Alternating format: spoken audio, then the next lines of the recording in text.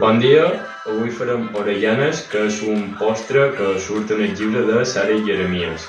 Per aquesta recepta necessitarem 200 grams de farina, 50 de sucre, 25 mil·lilitres d'anís o d'orujo, però nosaltres emplearem herbes dolces, i 50 mil·lilitres d'oli, a més de 2 ous.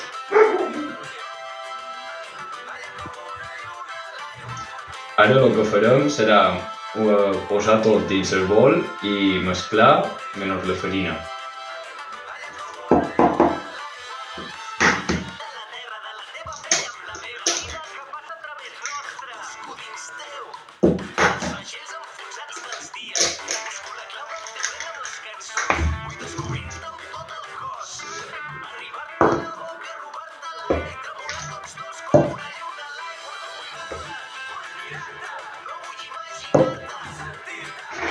Fins que se mescli bé.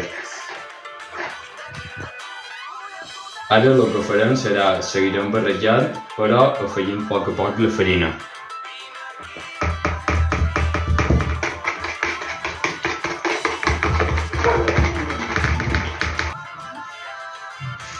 Ara fem feina en les mans i, si cal, podem anar afegint farina perquè quedi una massa com aquesta que no s'aferri a les mans.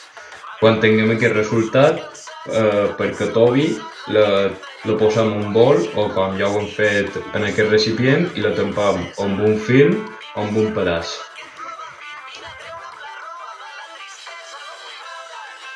Després que la massa hagi reposat una hora, ha de quedar així, i agafem i fem bolles entre 15 i 20 grams.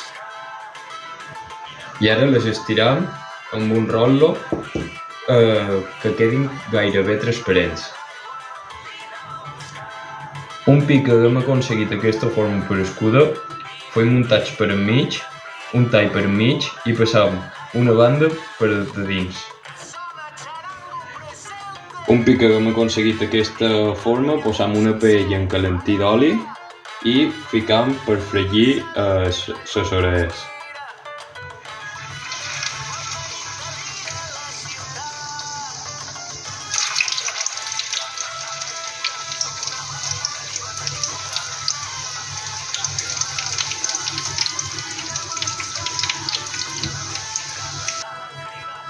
Un cop que haguem acabat de fregir-les, li podem posar sucre glaç per donar-li dolçor.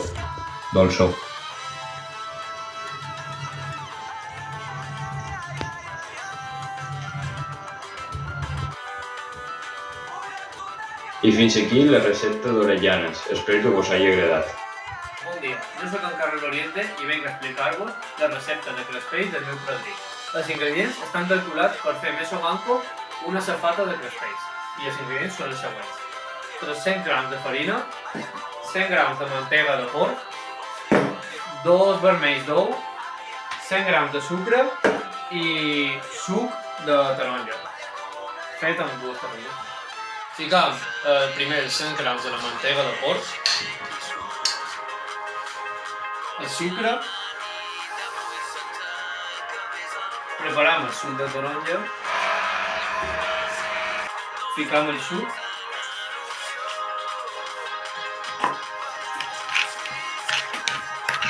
ara ficam la farina. Remenar la massa durant uns 10 minuts fins que te quedi la textura perfecta, com aquesta. Un poquet de farina a la taula, perquè ara hem d'expendre la massa amb l'ajuda del roder. Ja podem començar a fer els crespells amb aquests mostres. Després de mantenir calentit el forn durant 10 minuts a 180 graus, ficam la safata amb tots els crespells.